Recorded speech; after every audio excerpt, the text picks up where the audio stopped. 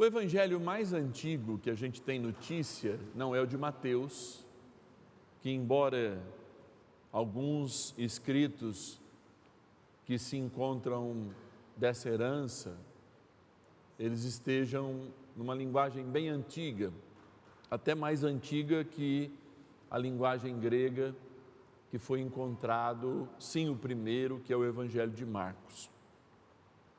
Por que eu estou dizendo isso? Marcos foi escrito em torno do ano 60, vão dizer os estudiosos.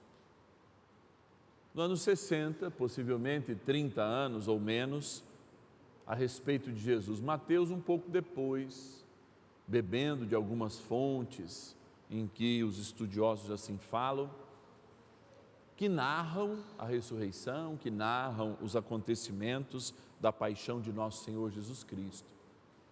E já naquela época, a continuidade dos boatos por muitos e muitos anos aconteciam, porque aqui está Mateus dizendo, olha, nós temos que escrever sobre isso, porque parece que a ressurreição de Jesus não está sendo um consenso na nossa comunidade. Embora a clareza da ressurreição de Cristo fizera que num primeiro momento eles nem se preocupassem em escrever sobre isso, porque a maioria dos membros da comunidade haviam experimentado o Cristo ressuscitado. E isso é muito importante. A Bíblia vai tratar do que é problema, não do que já é um senso comum, como numa carta, né? Ou num WhatsApp, não é? A gente não vai tratar o que está tudo certo, ou bem, o carro está com o tanque cheio. Não, você vai dizer, bem, não sei se está marcando direito, mas ele pode estar com o tanque vazio. Entende que a gente não fala mesmo de coisas boas, a gente não espalha só a boa notícia. Então, é a partir disso que os evangelhos começam a descobrir que existe um problema nas primeiras comunidades. Há muita conversa que está falando que Jesus não ressuscitou. E essa prosa vai continuar nesses dias. A prosa necessária, porque muitos de nós, nas suas variadas teologias, dão interpretações diferentes a esses dias. Uns vão dizer, Jesus ressuscitou na comunidade. A comunidade é o sinal da ressurreição de Cristo. Não é mentiroso, mas não é o único. Porque os evangelhos falam que de fato Jesus ressuscitou em corpo. E a tradição atesta isso. Até mesmo quando São Paulo vai dizer, olha, se nós não cremos na ressurreição de Cristo, é vã a nossa fé, não serve para nada. Mas hoje a gente vive de novo um certo relativismo disso. Eu me lembro que eu era seminarista e eu trabalhava numa comunidade e o padre estava muito cansado em vista da Semana Santa, acho que ele estava até rouco. Ele disse, padre não, eu era seminarista, Márcio, faça para mim a reflexão desse dia de Páscoa. E era um domingo à noite, a igreja bastante cheia, e eu fui fazer uma reflexão muito parecida com essa, com mais veemência, dizendo que Cristo ressuscitou, mas o Buda tem o túmulo dele. Eu disse que Jesus ressuscitou, mas o Kardec, você vai lá na França, tem o túmulo dele. Eu disse que Jesus ressuscitou e o Mohamed, o profeta Mohamed, lá o que fez a revelação do Islã, tem lá o túmulo dele. Mas Jesus não se encontrou o túmulo, é o túmulo mais procurado do mundo, são os restos mortais mais procurados que qualquer dinossauro ou qualquer outra coisa. Seria encontrar o túmulo de Jesus, para dizer, olha, ele não ressuscitou, tudo que vocês viveram aí há 2000 anos é uma falácia. Mas não conseguem provar esse contrário, que contraria a nossa fé. E esse é o princípio da nossa fé. A ressurreição de Cristo em corpo, a ressurreição de Cristo no seu corpo místico, a ressurreição de Cristo que transcende todo o entendimento e nos faz de fato encontrá-lo se alimentando com um corpo sim glorificado, mas um corpo que caminhou com os apóstolos. E como havia problema na comunidade, os apóstolos decidiram, vamos escrever tudo aquilo que se passou conosco. O próprio evangelista João vai dizer isso. E muitas outras coisas aconteceram que não caberia num livro. A gente não pararia de escrever dentre as coisas que aconteceram antes da paixão de Cristo e depois da paixão de Cristo. Então, a primeira coisa que nós afirmamos, perdoe-me todos aqueles que se sentirão ofendidos nisso, é que só é cristão quem acredita na ressurreição de Jesus. Só que nós estamos muito contagiados por teologias que se dizem filosofias, mas que falam da reencarnação e não da ressurreição. Outros e outros tantos que falam de um momento de dormição e acabam por desligar-nos da igreja no seu aspecto da comunhão dos santos e daquilo mesmo que Jesus fala ao bom ladrão, que a gente chama de São Dimas na tradição. Hoje, não amanhã, não na segunda vinda, hoje, e eu repito, hoje estarás comigo no paraíso.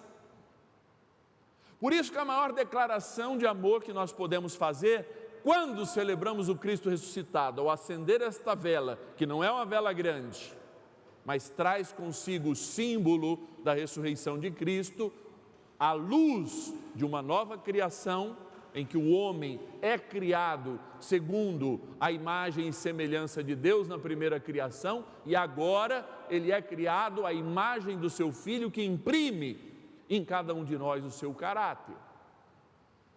Quando depois disso, nós damos a maior prova de amor para Deus, que é renovar a fé em tudo aquilo que a igreja nos ensina em todos os tempos, em tudo aquilo que a igreja revela, em tudo aquilo que a igreja é. E é por isso que toda experiência com o ressuscitado deixa de ser uma ideia, embora contenha ideias. A experiência com o ressuscitado não é uma ideia. Você não faz uma experiência como uma ideia com a igreja. Tem muitos que fazem, inclusive uma experiência moral. E aí a gente escuta o pai. Não precisa nem ser católico, fazendo o bem. Não, fazer o bem não salva. Se você fizer todo o bem do mundo,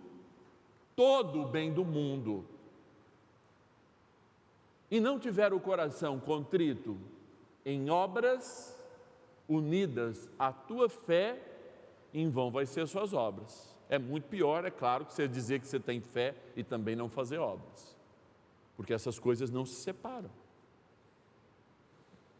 Então, diante deste mistério, nós, por ocasião da vigília pascal, renovamos o nosso compromisso de fé, ou seja, dizemos quem deve ser a primícia das nossas vidas e reafirmamos a ressurreição de Cristo nas nossas vidas, dizendo: eu creio em Deus Pai Todo-Poderoso, Criador, creio no seu Filho, creio que Ele nasceu como um homem, creio que Ele morreu como um homem, creio que Ele ressuscitou verdadeiramente como um homem, e todos os sinais da ressurreição são os sacramentos que nós carregamos, para que de fato a gente diga: Deus não é uma ideia, embora contenha em Deus ideias, mas Deus não é uma ideia, Ele não é um princípio moral, para nós Ele é uma pessoa. Por isso que muita gente abandona a Deus quando outras ideias lhe ocupam. Eu não abandono quem eu conheço.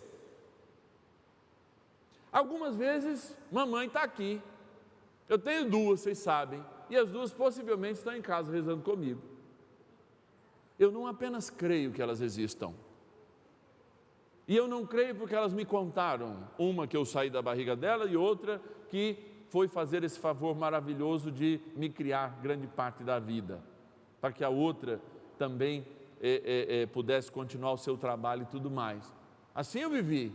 Eu sei que elas existem, eu as experimentei, eu sei o seu cheiro, eu sei o seu toque, sei até os seus limites. Amo-as, diferente porque elas me cuidaram, mas hoje as amo da forma em que elas são. E aprendi que isso acontecesse. Elas existem. E eu sei que elas existem porque eu as experimentei. Mamãe não é uma ideia na minha vida, nem a Irene, nem a Domingas. Inclusive são práticas, são mulheres práticas. São mulheres que as fazem lembrar de outras maneiras. Quando eu falo, olha, esse cheiro é da comida da minha mãe, uma prática dela. E isso é o gosto, o sabor, esse perfume é o perfume que a minha mãe gosta. Ó, essa cor é a cor que a mamãe gosta. Então, amados, esses dias nos lembram que Jesus não é só uma ideia, não é apenas um conceito filosófico, é uma realidade que tange a nossa realidade. Não é à toa o que a gente celebra daqui a pouco. Em todo o corpo eucarístico, o Deus quis ter corpo, habitar entre nós, e deixou-nos esse sinal maravilhoso da ressurreição, da Páscoa, a passagem pelo seu corpo. Diz que ele é real. Outros, de fato, teimam em experimentar a Deus como um coaching. Então a gente vai aqui na Bíblia e pega meia dúzia de promessas e diz assim, você tem que confiar nas promessas do Senhor, tem que confiar nas promessas do Senhor. Promessas são algumas, não poucas, talvez umas centenas. Mas, por exemplo, da viúva e do órfão, o Senhor fala mais de 2.300 vezes. Promessa tem 100. O olhar para a viúva e para o órfão, 300 vezes. E um dos evangelhos da ressurreição que mais me tocam é o evangelho dos discípulos de Emaús. Sabe por quê? Porque a gente não lê uma chave lá no discípulo de Emaús. A gente quer Jesus como coaching. Me ensine a fazer as coisas certas, mas me deixe fazendo aquilo que eu estou fazendo. Porque isso não lhe interessa. Interessa que o Senhor me ensine a ser vitorioso. Mas antes de ser vitorioso, Ele ensinou a cruz. E a cruz a gente nega. Mas o terceiro dia a gente quer. Não tem terceiro dia se não tiver o primeiro, que é o dia da cruz, e nós vamos ter que assumir a nossa cruz. E no evangelho que eu falei para vocês, que é muito importante, leiam quando tiver oportunidade, que é o evangelho espiritual dos discípulos de Emaús, que Lucas narra tão bem.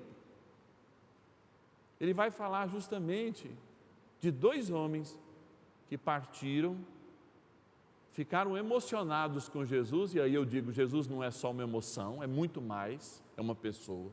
Ficaram emocionados, ardia, porque quanto que arde o coração da gente? Quando a gente está emocionado, né? Conceição já deve até tomar um beta-bloqueazorzinho, porque ele é um rapaz das emoções, para baixar a pressão. Então a gente fica emocionado, tem hora que o coração não volta mais e aumenta a pressão. A gente toma um remedinho lá, né? É emoção, né? Quando a gente dá até aquela, embrulha o estômago, igual diz o caipira, lá em Mariana deve falar assim, embrulha o estômago, né? A emoção, mas Jesus não é só uma emoção. E eles sentiram a emoção, mas não reconheceram Jesus. Eles só reconheceram Jesus depois de acolher Jesus.